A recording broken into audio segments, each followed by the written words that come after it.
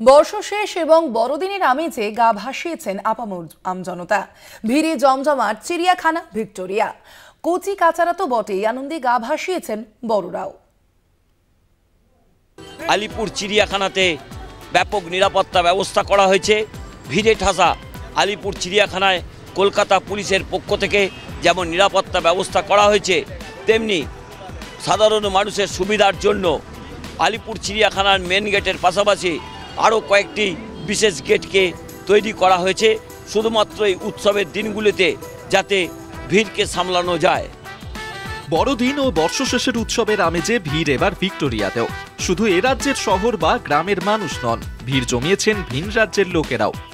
25 दिसंबर के लिए घूमने के लिए हैदराबाद। जी जी, अभी 2 दिन रहेंगे। अभी तो यहाँ आए हैं, कालीघाट जाएंगे और पार्क स्ट्रीट जाएंगे।